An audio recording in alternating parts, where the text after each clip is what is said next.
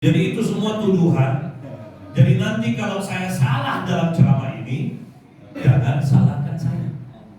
Saya tidak pernah minta diundang di musola. Jadi tolong salahkan panitia yang undang. Ya, nah saya nggak tahu siapa panitianya. Yang jelas saya diundang karena saya ini orang baik-baik. Setiap diundang saya pasti datang. Itu intinya. Dan saya juga nggak tahu kenapa saya yang harus ceramah. Kenapa kalau mereka memilih saya? Kalau saya tanya panjang jawabannya. Jadi saya datang ke sini.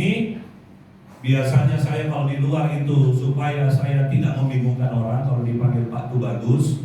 Jadi saya ini sering dipanggil dengan panggilan Om Bagus. Kenapa panggilannya Om Bagus? Karena saya ini Om. Kalau tante panggil saya tante Bagus.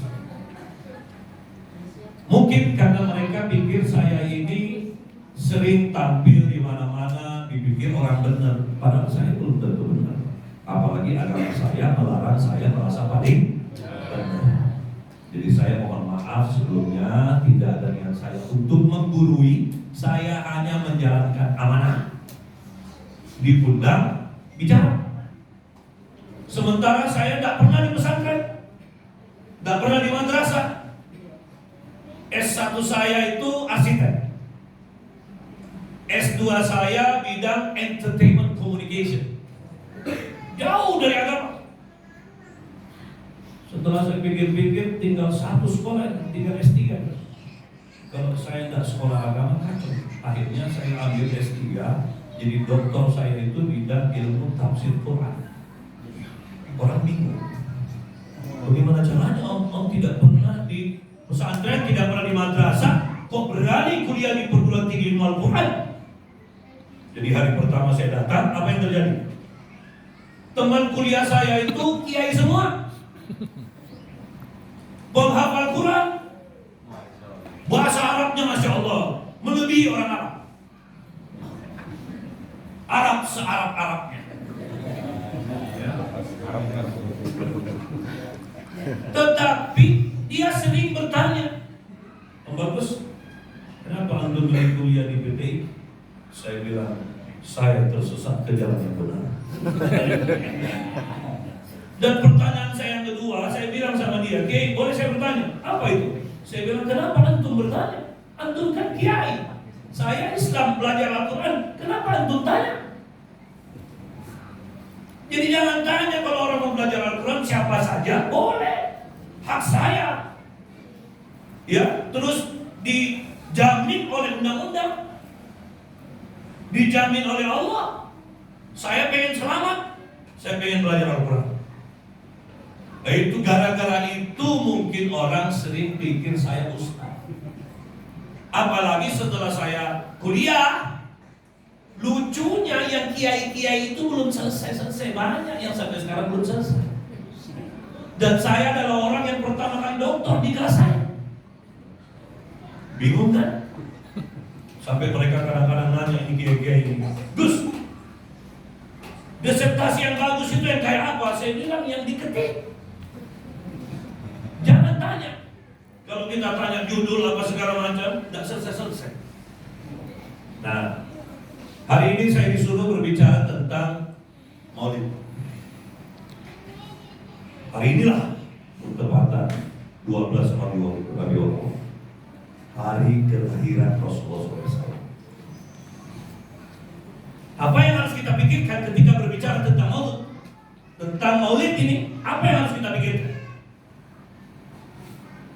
Om Bagus, kadang-kadang kita mau Maulid, ada yang nggak boleh, ada yang larang, katanya tidak boleh. Saya bilang jangan marah, karena di dalam menjalankan agama masing-masing orang punya belief system. Nggak boleh kita marah-marah. Ya ampunilah, dia punya cara memperingati yang berbeda.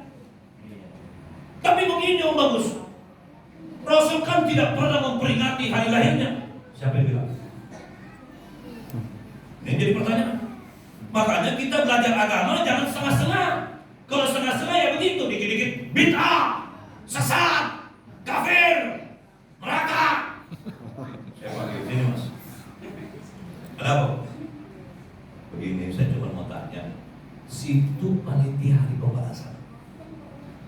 Dipanggil. Kok situ tanya gitu? Kenapa kamu yang menentukan orang masuk surga dan neraka?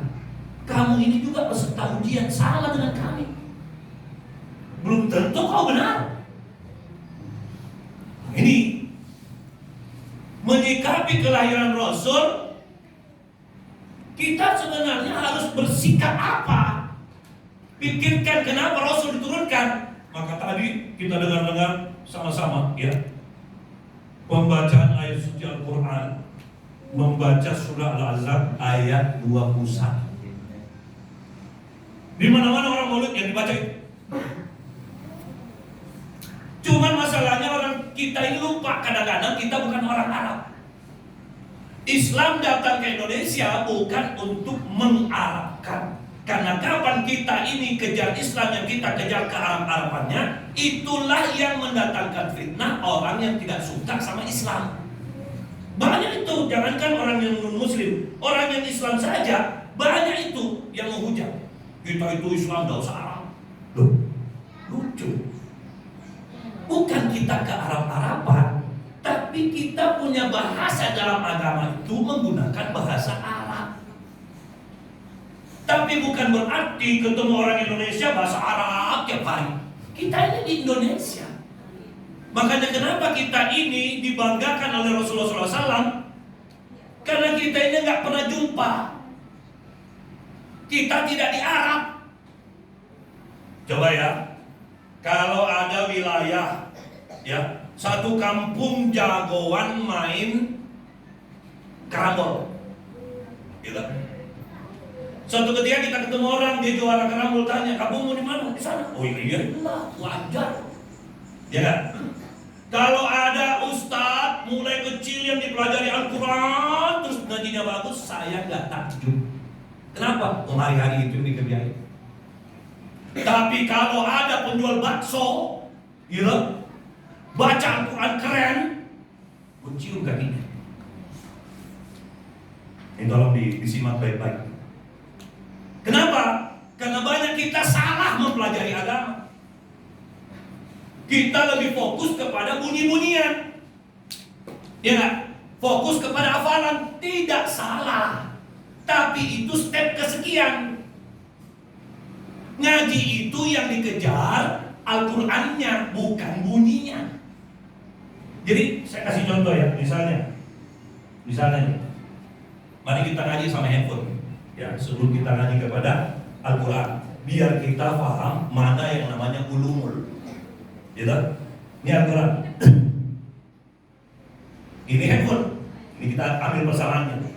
Untuk apa Anda punya handphone mahal kalau nggak ada baterainya? Ada gunanya, Pak?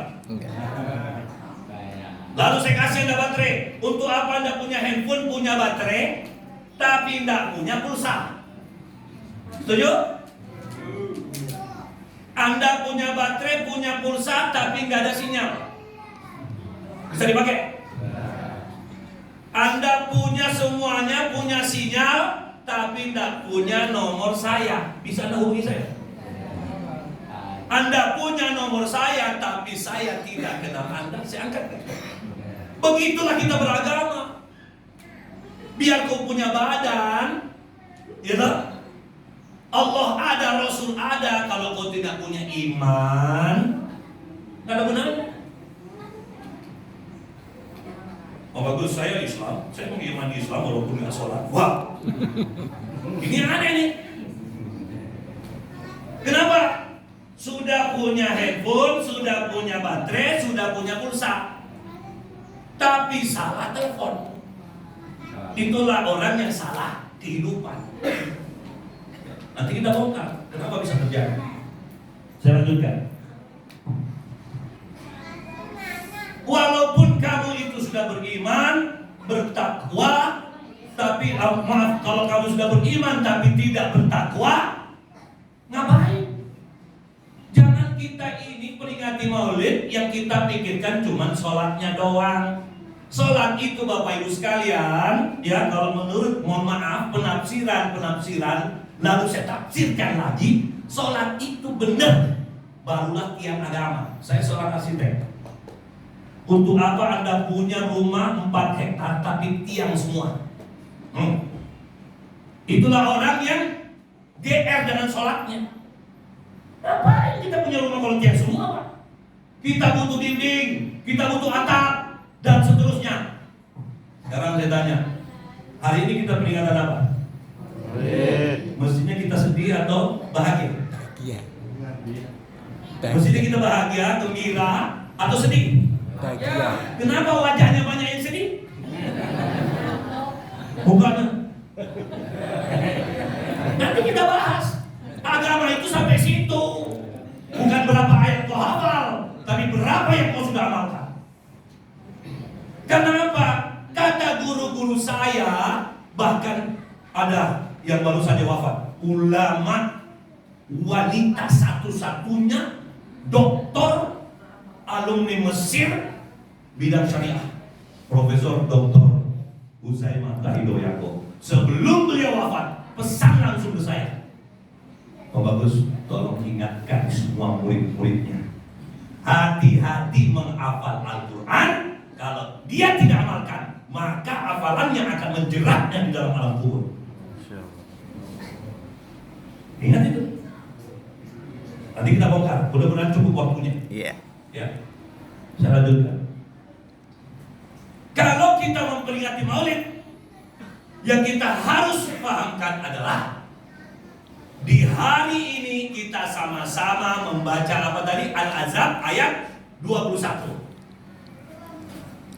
Ada yang bisa paham artinya? Jangan ustaz.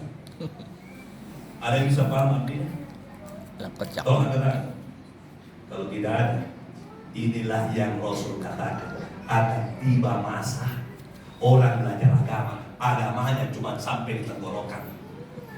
Kita ini orang Indonesia, jangan baca Arabnya saja, harus paham maknanya, karena Al-Quran itu pedoman hidup. Makanya kenapa Pak Polisi ini capek dia kontrol kehidupan itu, gara-gara kita ini gagal beragama. Negara ini kurang apa coba? Agama lengkap, ada Pancasila. Sila pertama itu apa? Ketuhanan yang Maha Esa. Ngaji tentang sila pertama apa? Apa maknanya? Ketuhanan yang Maha Esa. Apa maknanya Pak? Mohon maaf. Bertuhan kepada satu Allah. Bertuhan kepada satu yang Esa. Suruh bertuhan? Iya. Hati-hati kalau suruh bertuhan. Anda pikir maling nggak bertuhan? Tuhannya itulah setan. Mohon maaf ya.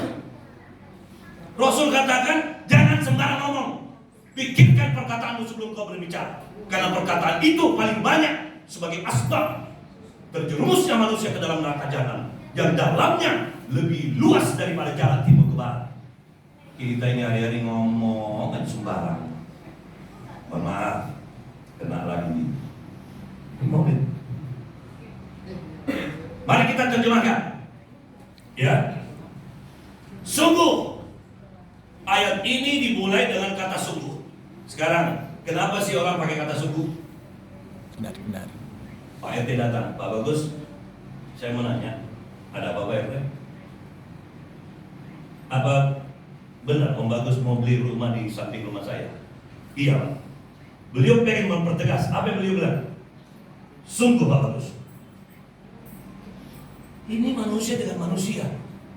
Kalau sudah Tuhan yang menggunakan kata sungguh, maknanya apa? Dia mau menurunkan derajatnya sebagai Tuhan, supaya itu kasih sayangnya kepada kita, bahwa saya bongkar di rahasia sungguh loh, sungguh. Kalau sudah Allah yang mengatakan sungguh, hati-hati. Kalau sampai ibu kita ngomong sama kita, nak, sungguh mama kecewa nak. Bukan kecewa lagi tuh, sudah di atasnya kecewa. Betul? Karena menggunakan kata sungguh. Sebenar-benarnya. Apalagi istri bilang sama suaminya, Mas, aku sungguh menyayangimu.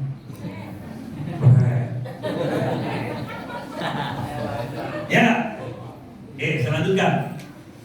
Sungguh telah ada. Telah ada, artinya apa? Kalau dikatakan telah ada itu artinya apa? Iya ada, benar-benar ada. Sudah sungguh telah lagi. Karena kapan sungguh ada, apakah telah Pak? Oh telah ini. Makanya Allah lengkapkan itu di dalam Al-Quran. Sungguh telah ada pada diri Rasulullah SAW suri toladan, contoh yang baik bagimu. Tapi mu itu siapa? Mu bagimu siapa mu ini? Kan dikatakan apa? Perhatikan. Sungguh telah ada pada diri Rasulullah ya contoh yang baik, toladan, gitu. Bagimu, mu ini siapa? Kita. Apakah kita? Apakah kita? Kita. Jangan GR, jangan GR, jangan GR. Mu ini masih koma. Yaitu. Anda mau tahu siapa itu mu? Yaitu orang-orang yang selalu mengharapkan rahmat dari Tuhan. Kalau kau tidak pernah berharap dapat rahmat, bukan kau yang dimaksud. Ini Maulid. Sekali lagi, siapa itu mu? Yaitu orang-orang yang mengharap rahmat dari Allah dan kedatangan hari kiamat. Artinya apa? Dia sadar bahwa kiamat pasti tiba. Kullu nafsin dha'iqatul maut. Semua makhluk yang berjiwa ini pasti menjumpai kematian. Cepat atau lambat, boleh saya dulu, boleh bawa duluan. Kalau bapak mau duluan, silakan. Betul tidak? Nah kalau kita sadar bahwa pasti mati, apa yang harus kita kerjain? Masih mau tunda-tunda waktu? Masih mau sotoy? Masih mau pelit? Masih mau sombong? Pasti kau mati. Ya, makanya saya selalu mengingatkan kepada generasi muda. Ngapain kau sekolah tinggi-tinggi? IP-mu bagus, tapi kau akhlaknya jelek. Gak ada gunanya. Tanya ke polisi. Biar kau ranking, kalau malam-malam nongkrong di jalanan, kau dapat apa? Ya enggak? Oh, menikmati masa muda. Menikmati masa muda, tahu caranya enggak? Kalau enggak tahu caranya, itulah kau. Dan kedatangan hari kiamat, apa yang dia lakukan? Dia selalu berusaha benar-benar mengingat Allah. Apa itu ingat Allah? Eling. Oke, kita berbicara mu. Mari kita bahas. Mari kita dengarkan statement para ulama. Atau saya start dari sebuah semboyan yang disampaikan oleh ulama-ulama sufi zaman dulu. Apa bunyi semboyan itu? Man arafa nafsa faqad arafa rabbah. Siapa yang berhasil mengenal siapa dirinya, maka dia mudah mengenal kebesaran Tuhannya. Sekarang kita siapa? Manusia. Selama Anda sekolah, diajari nggak mengenal manusia? Diajari nggak? Kita sibuk belajar apa? Matematika, fisika, kimia, sejarah. Tapi saya tanya, siapa dirimu? Nggak tahu. Bagaimana mungkin kita bisa jadi orang benar kalau kita tidak tahu siapa diri kita? Dan sekarang saya tanya dulu, sebelum saya lanjut, kita cross check nih. Apa bedanya kita dengan binatang? Kalau nggak tahu bedanya, boleh jadi kita ini sudah binatang. Ayo, apa bedanya? Punya akal. Akal pikiran. Kenapa? Kalau menjawab itu selesaikan akal. Kenapa? Kenapa dengan akal? Apakah binatang punya akal, manusia tidak? Punya berpikir. Begitu Pak? Bisa memilih. Apa itu sebaliknya? Coba diungkapkan Pak. Apa bedanya manusia sama binatang? Bapak marah kan kalau dibilang bapak ini seperti binatang. Bapak marah. Tapi jangan bilang itu kata-kata kasar. Itu Al-Quran itu. Dia itu seperti hewan ternak, bahkan lebih buruk. Jadi jangan marah kalau ada yang bilang, itu bagus, kau babi. Boleh jadi memang saya ini sudah babi. Kenapa kasar sekali omonganmu? Oh no, itu bahasa Al-Quran. Dia seperti hewan ternak. Apalagi kalau dia bilang kau lebih buruk dari babi. Berarti kurang nggak? Oke, kalau gitu, apa bedanya? Supaya kita tidak menjadi babi. Apa bedanya?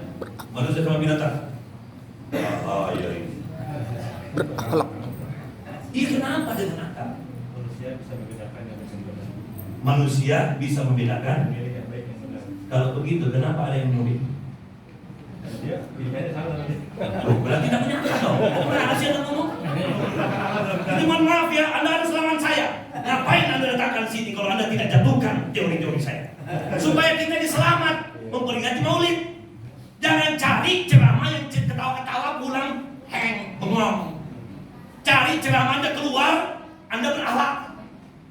Nah itu, berakhlak. Istri datang pulang semakin patuh kepada suami. Suami datang pulang patuh sama istrinya. Polisi datang, polisi jujur. Karena Om Bagus ini juga dosen di kepolisian. Saya ngajar di Pusdiklantas Polri, Pak. Saya ngajar di Mabes, di Reskrim. Saya ngajar di Baitelkam. Saya keliling polda-polda karena tugas saya sebagai penyidik khusus. Kasus-kasus yang tidak tuntas. Tapi jangan dibanggakan saya dengan sampo. Sampo di kombe. Saya lanjutkan. Apa bedanya? Adab. Ada? Ya. Kenapa? Karena binatang nggak punya adab, Pak. Manusia? Manusia Punya ada? ada kalau dilatih ada. Hampir. Terus pikirkan. Apa bedanya manusia sama binatang? Apakah manusia punya akal, binatang tidak? Setuju? Itulah yang saya nggak setuju. Di mana Anda ngaji itu? Ngawur itu. Oh iya. Yang benar dengerin. Bedanya manusia sama binatang, manusia berpeluang punya akal, binatang tidak. Berpeluang. Artinya berpeluang apa, Pak? Kalau dia ambil, dia punya. Kalau dia tidak ambil, goblok. Kawin sembarang aja dikawinin. Makan sembarang makan. Nah, tanya ke polisi, kenapa anak-anak kita di pinggir jalan? Tidak punya akal. Orang tua sakit, orang tua butuh ditemani, nongkrong di jalanan, lebih bahagia bersama teman-temannya daripada dengan orang tuanya. Kenapa? Kurang akal. Kenapa kurang akal? Harus cari. Kalau begitu, akal itu apa? Akal itu apa? Mau nggak dibilang tidak punya akal? Nggak mau kan? Nah, saya kasih ada rumus agama yang paling dasar. Ilmu agama yang paling dasar disebut sebagai ontologi. Hafalin. Kita tidak bisa apa kalau kita tidak tahu apa itu apa. Kalau Anda pahami ini, Anda langsung sadar bahwa Anda butuh agama. Kita tidak bisa apa kalau tidak tahu apa itu apa. Pak polisi tidak bisa menjadi polisi kalau dia tidak tahu apa itu polisi. Sekarang saya tanya, Bapak mau nggak disebut tidak punya akal? Nggak mau toh? Sekarang saya tanya, apa itu akal? Nah, cara menjawabnya aja begini. Ini kalau di kepolisian ini zaman dulu digaplok. Tapi sekarang sudah nggak boleh. Kita harus lihat, oh kecenderungan bohong. Karena apa? Ditanya, pertama orang yang bohong itu pertama kalau dia ditanya ulang, diulangi pertanyaan. Apa bedanya manusia sama binatang? Ditanya lagi tuh. Apa bedanya manusia sama binatang? Bentuk dia sudah tidak tahu jawaban. Apalagi matanya sudah. Paham? Karena saya mempelajari manusia, saya bisa jawab. Jadi prinsipnya, kalau kita tidak tahu ini, ngaji pun pasti ngawur. Anda baca Al-Quran, sudah baca nggak pengantar Al-Quran yang namanya Ulumul Kitab, Ulumul Quran? Sudah pernah baca? Langsung kepada Al-Quran? Nggak bisa. Kecuali ada gurunya. Nggak ada gurunya, ngaco itu. Dengar ayat dipotong-potong, fawailul musallin alladzina hum an sholatihim sahun. Maka celakalah orang yang sholat. Berarti dia sholat. Kenapa? Celaka Pak Polisi. Ketika lihat Pak Polisi sholat, dia bingung lagi dulu. Polisi sholat, katanya celaka. Bingung lagi tuh. Karena setengah ilmunya. Kita lanjutkan. Sekarang mau nggak dibilang Anda tidak sadar? Ya. Pak Ketua DKM, marah nggak Bapak kalau saya bilang Bapak ini nggak sadar puasa ini? Nggak sadar. Konteksnya ya. Loh, konteksnya itu tadi saya tanya, apakah Bapak sadar? Dia takut jawab. Ini ciri khas. Bertanya lagi. Ini ciri khas tidak sadar. Nggak percaya? Saya buktikan ya. Tadi rumus kita apa? Kita tidak bisa apa kalau kita tidak tahu apa itu apa. Mana mungkin Pak Ketua DKM bisa sadar kalau dia tidak tahu apa itu sadar. Sekarang saya tanya, apa itu sadar? Tahu. Berarti saya tanya sama Pak Polisi, Pak Polisi, maling itu sadar? Tidak kan? Tidak kan? Karena apa? Barangnya orang diambil. Karena dalilnya tadi sadar itu tahu, berarti maling sadar dong karena dia tahu rumah mana yang bisa dia masuk. Ya nggak? Udah mulai pengawuran. Apa itu sadar? Tahu.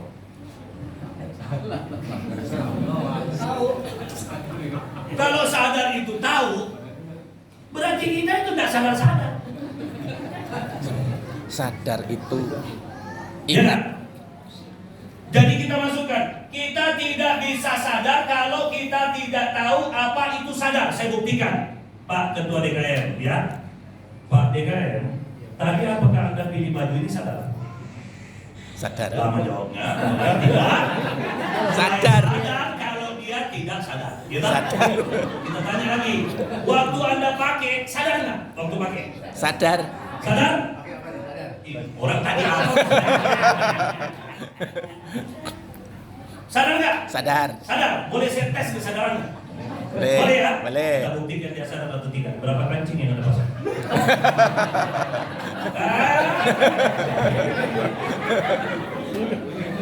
Mohon maaf, yang kau lawan bukan tuh bagus. Kalau tuh bagus kau lawan, kau gampang menjatuhkan tuh bagus. Tapi tuh bagus berdiri dengan nama Tuhannya. Kau tidak bisa menjatuhkannya. Kalau saya di sini datang sebagai orang sombong, satu musola ini keroyok saya, mati saya. Ditambah Pak Polisi tadi. Betul tidak? Tapi karena saya berdiri dalam rangka watawasau bihaq, watawasau bisabr, kau tidak bisa menjatuhkan saya. Mana mungkin orang beriman itu dijatuhkan? Karena saya pakai dalil-dalil Quran Tuhanku. Sadar itu wajib Pak, Bu. Jangan lagi ada ibu-ibu bilang gini, Bapak Gus kenapa ya saya pengen ke kanan tapi kok saya ke kiri? Au. Ada lagi ibu-ibu nanya gini, Bapak Gus, kenapa Bapak Gus jahat sekali? Saya bilang, Bu, Ibu berapa tahun menikah? 27 tahun. Bu, Ibu sadar yang 27 tahun hidup serumah, Ibu nggak kenal sama suami Ibu. Apalagi saya. Gak sadar, ngomong gak sadar. Ada lagi nih. Oh bagus. Kenapa sih hidup saya ini pada ujian? Ya Allah gak berhenti-berhenti. Saya bilang, Bu, sini Bu. Ibu pernah lihat tempat sampah? Pernah, Pak Bagus. Kenapa Pak Bagus tanya itu? Saya kan nanya nih. Kenapa hidup saya pada ujian? Jawab dulu Bu, saya sedang menjawab dengan pertanyaan. Ibu pernah lihat tempat sampah? Pernah. Isinya apa? Sampah. Banyak gak? Banyak. Kenapa banyak? Karena tempatnya. Berarti saya sudah jawab Bu. Loh, saya nanya Pak Bagus, kenapa hidup saya banyak ujian? Saya bilang saya sudah jawab. Ibu sekarang tinggal di mana? Di dunia. Dunia itu apa? Tempatnya ujian. Banyak gak? Banyak. Kenapa banyak? Karena tempatnya. Jadi kalau tidak mau ujian, iya kan tempatnya. Mati lo. Betul?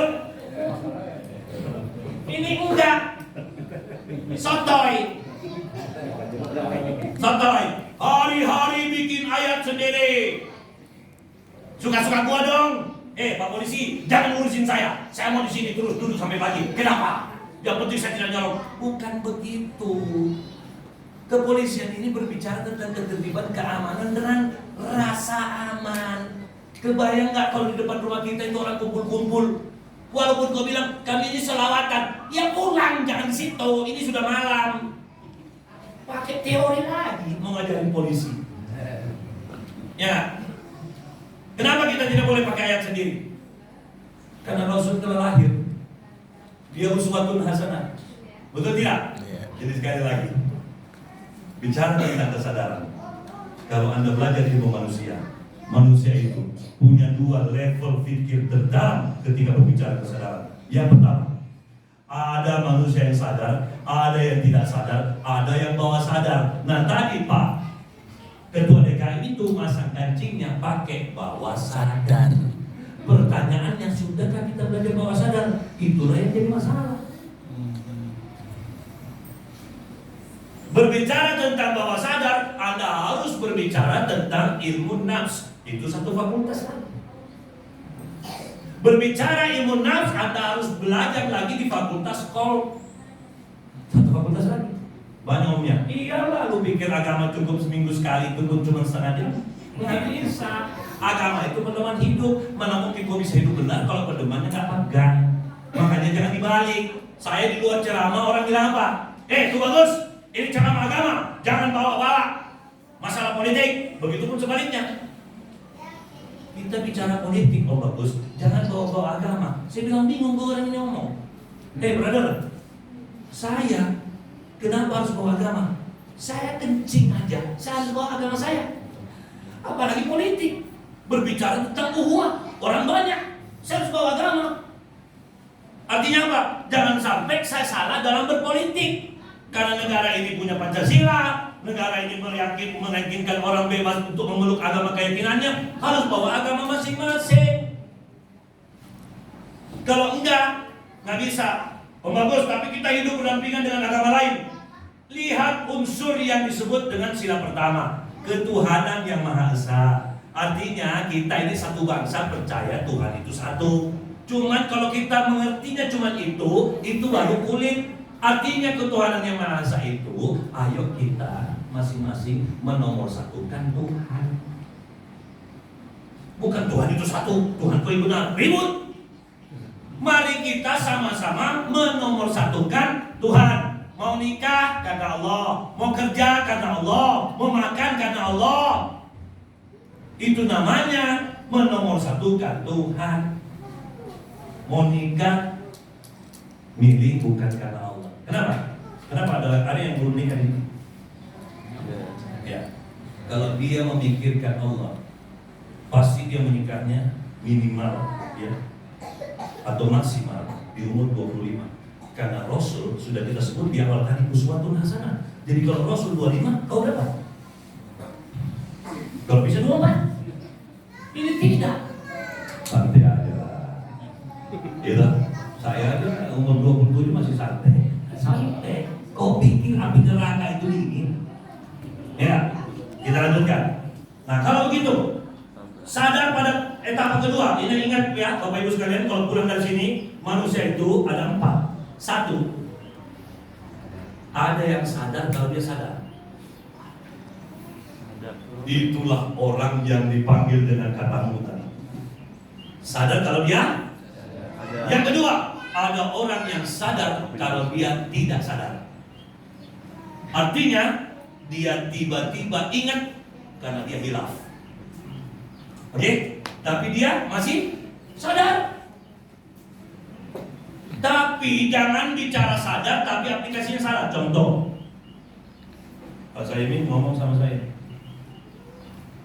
Pak Bagus, Anda ini kenapa nggak sholat? Sadar nggak kalau itu salah? Dia sadar. Kalau sadar, dia sholat. Ya, Pak polisi tanya, nama maling yang ketangkap, kau sadar nggak ini melanggar hukum? Sadar Pak. Kau sadar nggak kalau ini melanggar aturan agama? Sadar Pak. Sadar. Kau tidak sadar. Jangan bilang sadar. Kalau sadar itu tidak nyolong. Betul tidak? Jangan-jangan bolak-balik ini kata. Ini bikin kacau bangsa ini. Dikit-dikit sudah ngomong dirubah-rubah. Ya kasihan Pak Polisi, Pak. Gara-gara kepala yang mana yang benar nih? Gara-gara semua perang kata-kata. Saya tidak pernah ngomong gitu. Ada Pak, ini buktinya videonya. Mana coba? Wah ini diedit. Datanglah ahli teknologi. Tidak, ini asli. Akhirnya ujungnya apa? Ya memang saya ngomong itu, tapi bukan itu maksudnya. Astagfirullahaladzim. Kapan negara ini bisa menjalankan Pancasila dengan benar? Ini gara-gara apa? Tidak pernah mau maulid. Tidak pernah mau melakukan peringatan supaya ingat. Yang berikut. Sadar kalau dia kalau dia tidak sadar. Yang ketiga, tidak sadar kalau dia itu sadar. Tidak sadar kalau dia itu sadar. Artinya apa? Tanya, kenapa kamu bagi-bagi duit? Ya, tadi banyak. Kalau sedikit, ya enggak. Oh itu melakukan kebaikan tanpa niat dan ilmu. Saya tanya nih sama Pak Polisi, Pak Polisi kenapa Pak Polisi baik sama Pak RT? Kata Pak Polisi, karena dia baik. Itu ayat sesat. Karena kita di masyarakat selalu pakai ayat sesat. Bunyinya apa? Saya baik sama Pak Polisi karena Pak Polisinya baik. Tapi kalau dia jahat, saya bisa lebih jahat. Saya bilang itu ayat dari mana? Mestinya gimana? Saya baik sama Pak Polisi karena saya warga masyarakat yang baik. Harus patuh pada hukum. Dia itu perwakilan hukum. Itu ayat benar. Atiullah wa atiur rasul wa ulil amri minkum. Jangan ulil amri minkum. Paham Bapak sekalian? Yang paling terakhir, yang paling sotoy, dia tidak sadar kalau dia tidak sadar. Itulah orang yang diceramain sama Pak Polisi. Ada aja. Urusan gua tuh.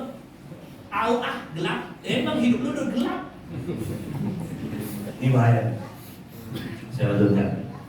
Oleh karena itu, apa yang harus kami lakukan setelah acara ini selesai? Ambil hikmah maulid itu apa? Hikmah maulid menyadari bahwa Rasul itu telah ada, dan di dalam diri Rasul telah ada apa? Rasul. Contoh yang baik. Manusia ini makhluk yang kalau dia tidak punya contoh, dia bingung. Tapi kenapa ada orang yang tidak mencontoh Rasul? Karena itu tadi, dia tidak menjadimu.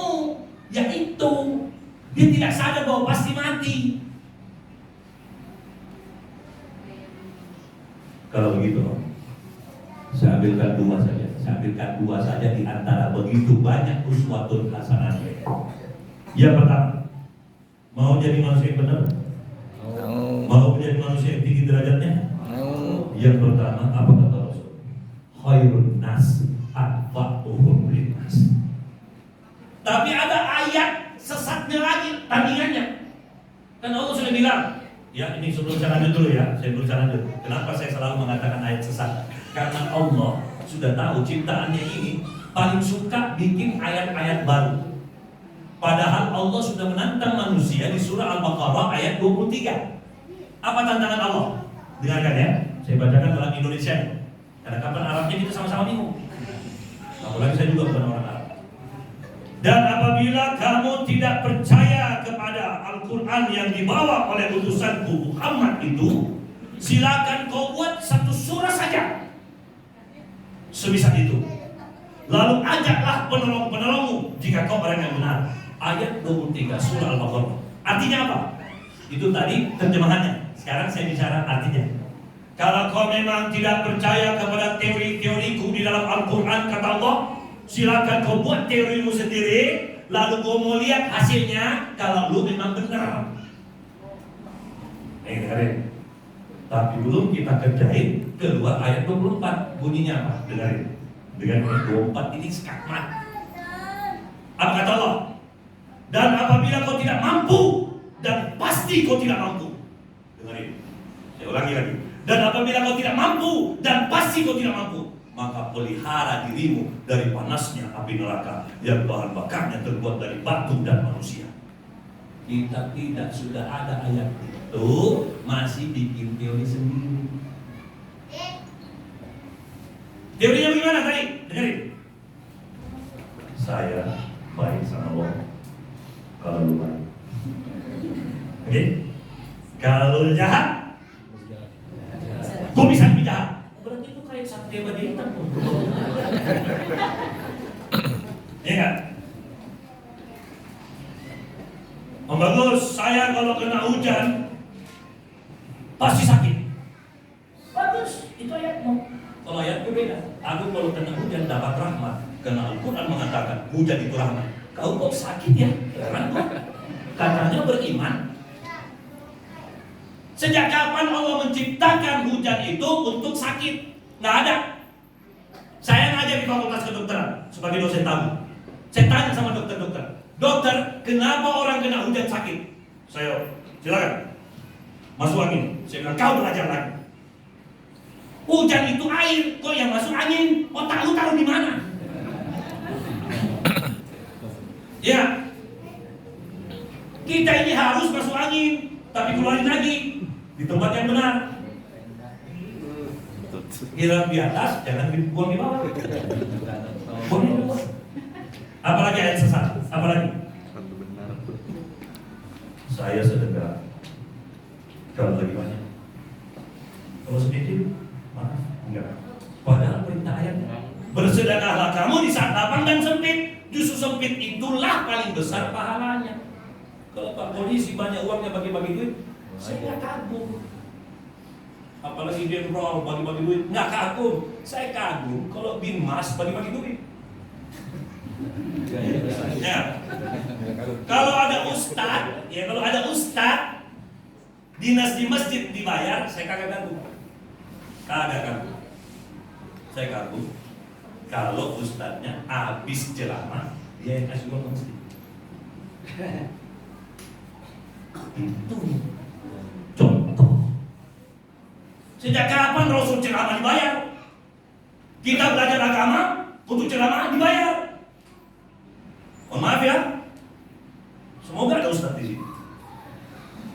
Saya datang bukan untuk menyinggung, tapi kalau kau tidak tersinggung itu namanya kebangkitan. Apalagi ayat sesat? Apalagi? Tuh bagus. Atau saya ngomong sama Pak Polisi, Pak Polisi hati-hati, Bapak itu dimanfaatin. Pak Polisi harus jawab apa? Kalau ayatnya benar. Khairun nas anfa'uhum linnas.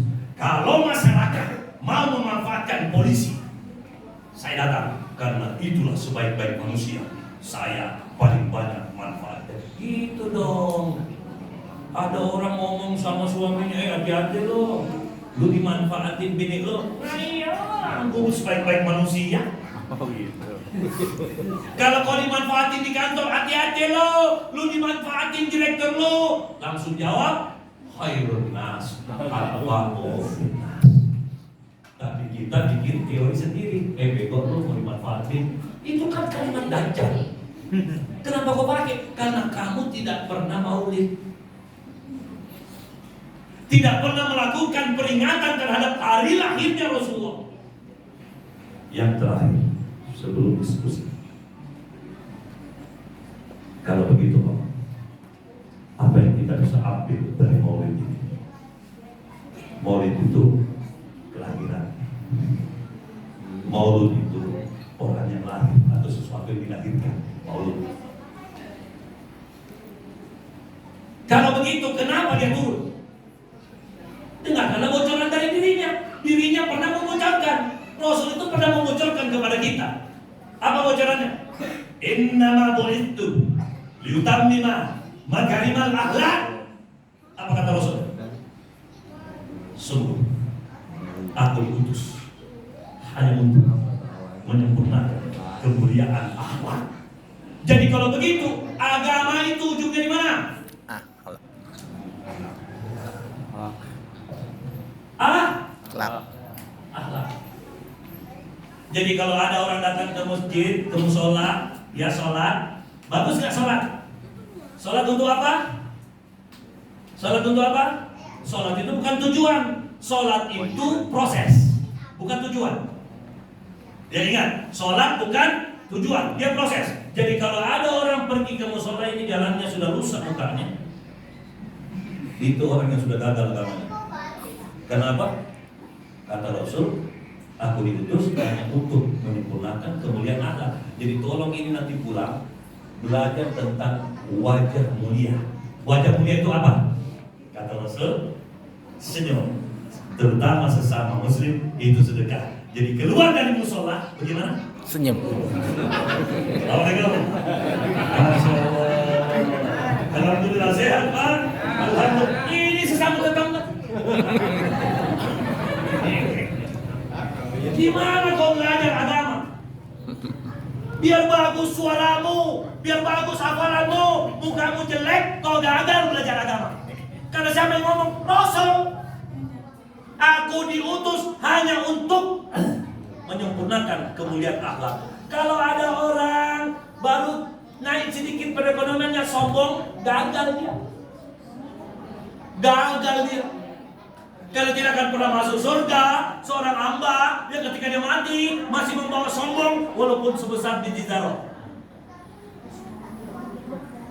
Sombong biji zarah itu kayak apa? Keluar dari rumah, apa sih mobil bagusan mobil gua.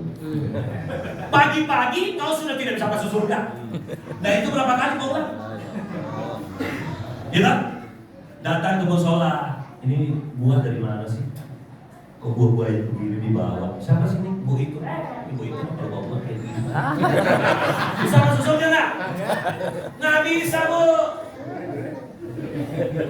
Emang lu pikir surga itu tempat apa? Kos-kosan? Ya. Jadi mohon maaf ya. Akhlak itu apa? Mulai dari muka. Ini saya kasih ya. Ini oleh padahal banyak. Cuman saya karena waktunya terbatas. Pertama alis.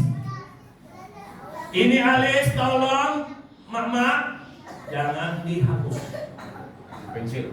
Kadang-kadang Pak Polisi dia hapus, begonya digambar lagi Pak RT. Kalau hapus dong, gentleman. Ya. Kurang bengkok aja. Padahal apa? Kalau dia belajar perkataan Rasul, ada 5 sahabat yang mengeluarkan hadis keras. Hati-hati wahai wanita, terutama yang merubah-rubah alis, tato dan sebagainya. Jangan mimpi kau bisa masuk surga oleh hadis. Karena kau merubah-rubah ciptaan Allah. Kecuali kamu tabrakan, alis lu pindah sini. Kita balikin. Ini enggak. Anu membaguskan, saya dikasih alis begini, saya memperbaiki. Oh berarti kau bilang ciptaan Allah jelek.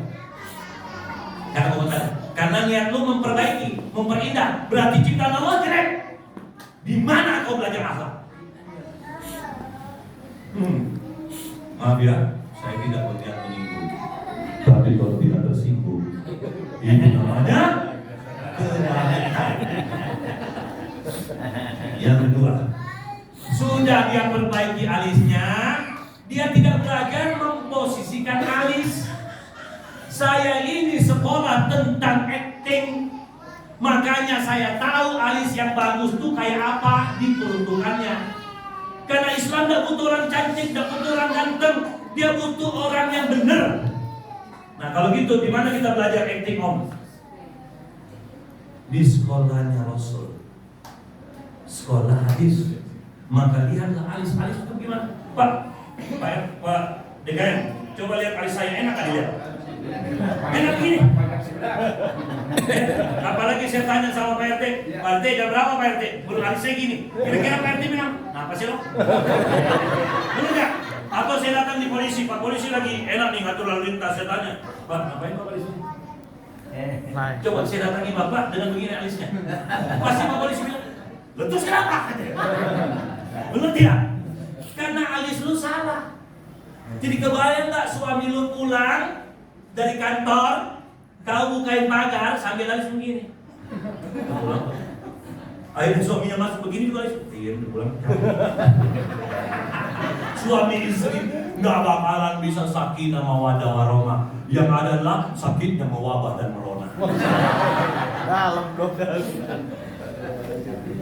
Bang, turun ke bawah, bulu mata. Tahu nggak kenapa orang Indonesia rata-rata diberi bulu yang pendek. Tahu? Karena Allah itu zat yang maha seimbang, maha balance, maha tahu mana yang cocok untuk hambanya. Karena orang Indonesia diberi kelopak mata tipis, makanya dikasih bulu mata pendek. Kebayang tidak orang Indonesia bulu matanya pendek, kelopaknya tipis, dia tambahin. Apa yang terjadi? Ikut acara pengajian begini Bu. Kenapa? Kurang bulu mata. Belum kalau dia antar anak sekolah, kenapa banyak kecelakaan? Pakai bulu mata begini. Mana lagi? Bibir. Bibir itu jangan ke bawah. Coba lihat ya, ini tanda-tanda kebesaran Allah. Saya kasih Anda 2 gambar. Perhatikan gambar ini. Mana yang lebih enak dilihat, A atau B? Oke?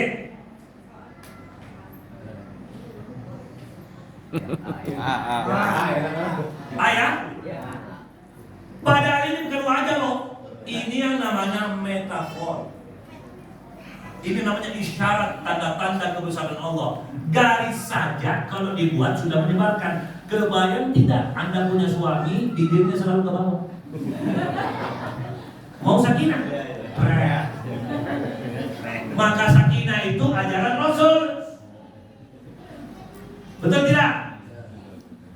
Suami pulang, kasih duit cuma 50.000. Gimana itu?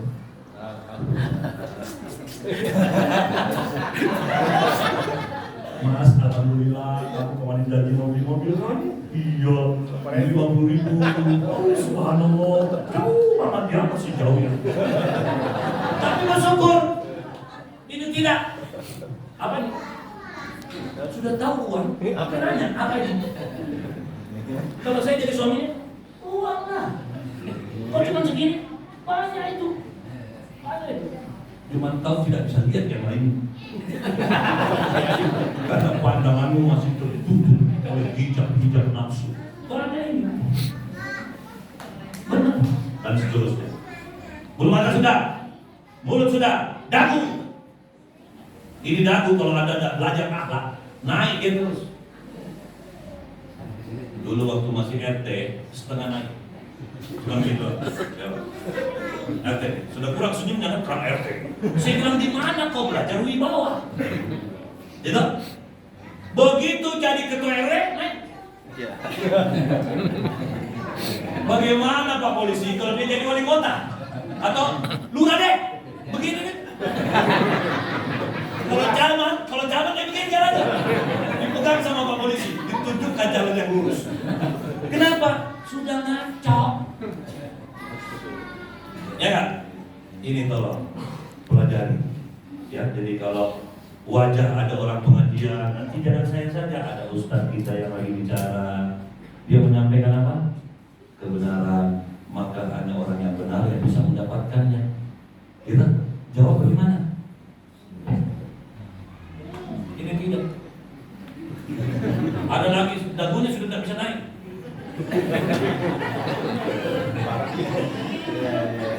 Ya.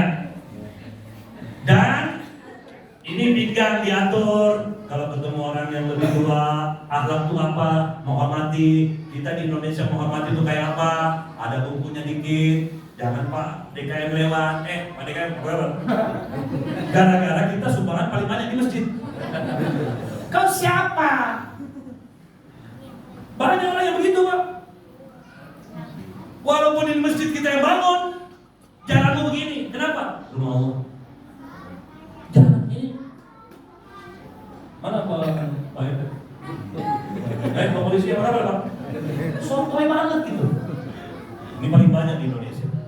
Jadi tolong dalam bertetangga, apa yang kita ambil hikmah dari maulid ini? Perbaiki akhlak. Karena Rasul katakan tidak boleh diutus turun ke muka bumi selain untuk menyempurnakan kemuliaan akhlak. Jadi bapak-bapak yang ketika saya masuk wajahnya masih ada yang salah, ya istighfar banyak. Karena kata Imam Suyuti, apa yang tampak di dalam sebenarnya itulah kedalaman batin. Jadi muka kita ini terbentuk akibat data yang salah. Turun ke hati hati menggerakkan wajah yang salah. Jadi kalau ada tetangga yang senyum, gitu, sabar, itulah kecerdasan agama. Bukan orang yang katanya ilmunya tinggi, semua orang dia mau ceramain, salah, kafir. Padahal dia sendiri kafir. Ya, tiba saatnya kita harus selesaikan secara gamblang. Ada pertanyaan? Silakan. Ada pertanyaan? Saya sisakan 5 menit ini. Ada pertanyaan? Kalau tidak ada pertanyaan, saya yang mau nanya. Siapa di antara Anda yang hidupnya tidak punya masalah? Angkat tangan. Ada ya? Kalau ada yang angkat tangan, saya bocorkan, itulah orang yang paling bermasalah. Jadi saya ingatkan, apa hakikat kedatangan sempurnanya akhlak yang dibawa oleh Rasulullah? Sabar. Cuman saya tuh geli, dimanapun saya ceramah orang tanya, "Oh bagus, ada nggak tips untuk sabar? Ada nggak caranya untuk sabar?" Saya bilang ada. Mau catat. Jadi gara-gara banyak pertanyaan Bapak Ibu sekalian, akhirnya saya melakukan penelitian. Apa itu sabar? Bertahun-tahun akhirnya saya temukan cara untuk sabar. Tidak ada lagi yang lebih bagus dari cara saya. Kalau ada yang lebih bagus caranya daripada saya keluar dari Islam. Ya, mau tahu caranya sabar? Satu cuma satu. Mau tahu caranya sabar? Catat supaya tidak hilang. Ini hasil penelitian dan inilah satu-satunya cara untuk sabar. Tidak ada duanya. Kalau ada lebih bagus dari cara saya, sekali lagi saya katakan, saya keluar dari Islam. Catat, yang pertama dan satu-satunya cara untuk sabar, yaitu sabar.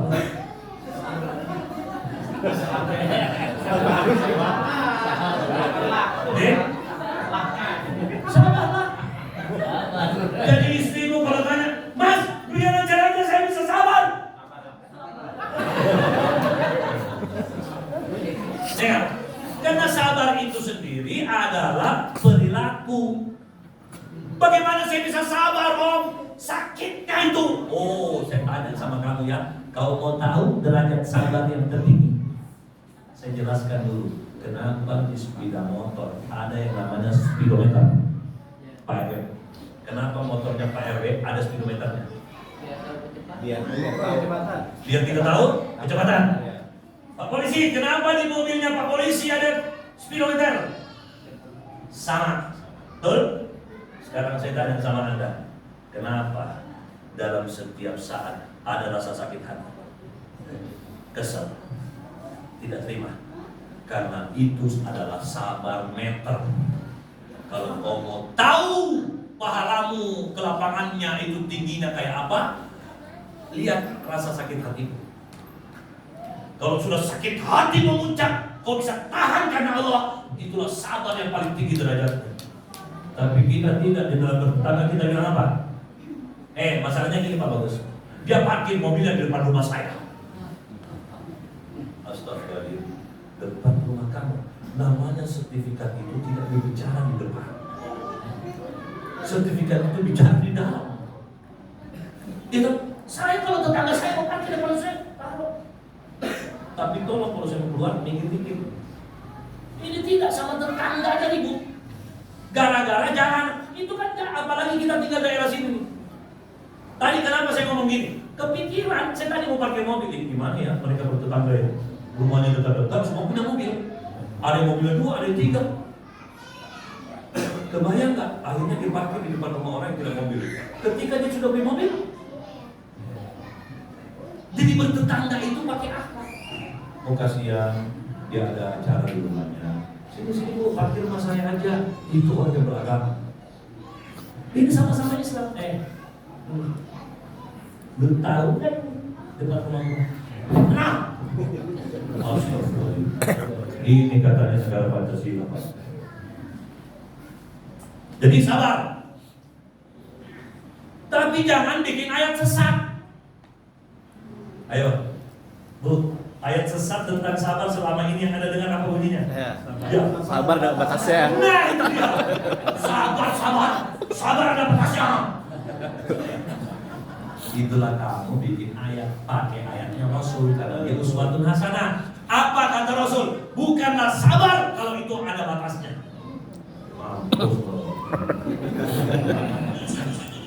Ini orang ada istri, sabarnya sama suaminya dia hitung.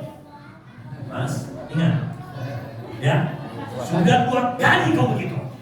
1 kali lagi, suaminya marah. Kenapa? Tukar piring. Takut juga dia. Jadi, kalau suami nakal, itu gunanya doa. Karena ini saya jelaskan ini kenapa? Karena saya sering terapi manusia. Ada ibu-ibu nangis datang ke rumah saya. Bagus, kenapa suami saya jahat banget ya Allah? Saya bilang, Bu, berhenti dulu nangis. Selesaikan dulu, ibu nangis. Sekarang saya tanya, mana lebih jahat, suami ibu atau Firaun? Kaget. Oh bagus ngomong gitu. Jawab aja dulu. Ya Firaun lah. Nah, pertanyaan yang kedua, kenapa istri Firaun dijamin surga? Kalau jawab, Sabar. karena suaminya jahat. Jadi kalau kau masih surga, suamimu baik-baik, Mas, kamu kurang jahat. Bu, suami baik Bu, ibu susah masuk surga. Bapak ini suami-suami semua ini suruh nakal. Apalagi masa pertumbuhan seperti Pak Syam ini. Siapa? Pak Jaja. Pak Jaja. Pak Jaja ini memasuki usia pertumbuhan.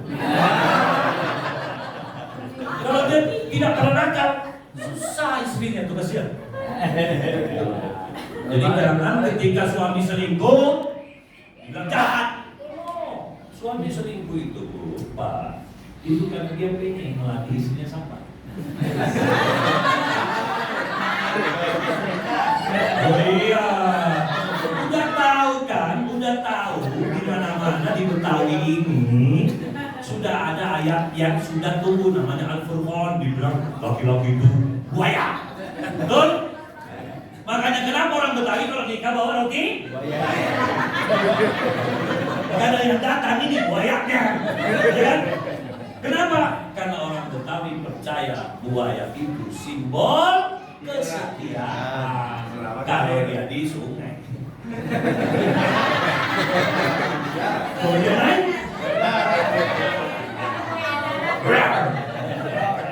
cuman sudah tahu suami itu buaya masih mau juga nikah. Saya pikir tuh kenapa ya masih cari buaya. Saya urut-urut, oh ternyata dapat jawabannya. Wanita itu penyayang binatang. Jadi ditelepon, mana? Pulang. Oh iya. Pulang. Iya. Dia masih cari buaya. Ya, jadi sahabat Bu, saya sudah melakukan riset. Laki-laki itu selingkuh bukan karena dia jahat. Pertama, Anda kurang menemaninya dengan baik. Apalagi dia pagi-pagi sudah pergi, kata Pak Polisi tadi, pergi pagi, pulang malam. Lebih banyak sama siapa? Lebih banyak sama orang di kantor. Betul? Lalu kalau suami itu diuji sama Allah, karena menikah itu sampai 4. Makanya cari suami yang otaknya jangan cuma fikih. Kalau cuma fikih di kepalanya, habis Anda dimadu. Karena dia bilang, kau pertama masih ada 2, 3, dan 4. Itu fikihnya. Tapi kalau dia tasawuf, dia 1. Dia bilang, nggak tega saya tasawuf. Makanya jangan berhenti di fikih ya, sampai ke tasawuf. Saya lanjutkan. Jadi kalau laki-laki selingkuh, itu diuji sama Allah. Diujinya apa? Kalau ini Pak RW, Pak RW kalau saya lihat kan masih maco kan. Kalau bilang oke gitu kan. Ya Pak Polisi benar kan? Ya.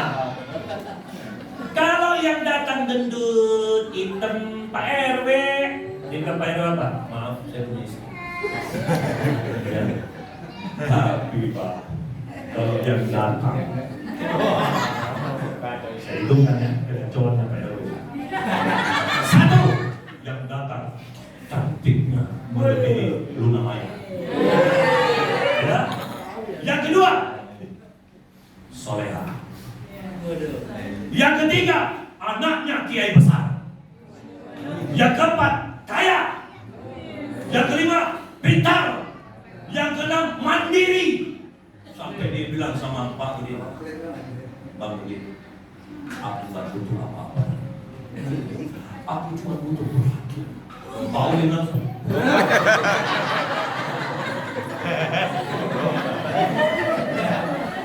Kira-kira Pak Udin pulang gimana?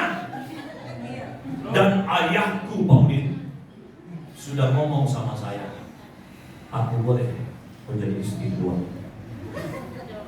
Pak Udin musikan. Jadi kita ini bersyukur Pak. Bersyukurnya kita banyak perempuan tak mau. Karena perempuan itu selalu ada minimal satu kekurangannya. Minimal satu. Ada kaya tapi jelek. Ada kaya cantik tapi ngomong. Dia ada ngomong, saya bawa mau di tempat ngobrol, bikin ibu-ibu ketawa. Ada lagi cantik, pintar, kaya, tapi pelit. Asik. Cantik, pintar, kaya, ahli sedekah, tapi bau. Ada satu cantik, pintar, kaya, harum, cerdas, anaknya orang yang luar biasa. Satu kekurangannya, apa tuh? Dia nggak mau sama Pak RW. Maka bersyukurlah kalau Pak RW dapat perempuan yang terakhir. Yang bahaya itu Pak, jangankan Pak RW, ketua DKM kan sok-sok beriman. Ya, pakai biji, pakai rokok. Karena yang datang yang jelek-jelek, yang mata duitan. Pak Ketua DKM bilang apa? Bukan yang begitu hancur. Tapi kalau mau dapat yang soleha, kaya, anaknya tuan tanah, kiai besar, lalu kiainya yang manggil. Jadi kamu jadi. Ya kiai. Kamu sudah nikah? Sudah kiai. Baru satu kan? Maksudnya kiai? Enggak, aku tanya baru satu kan? Baru satu kiai. Kau lamar anakku yang kedua, jadikan istri kedua.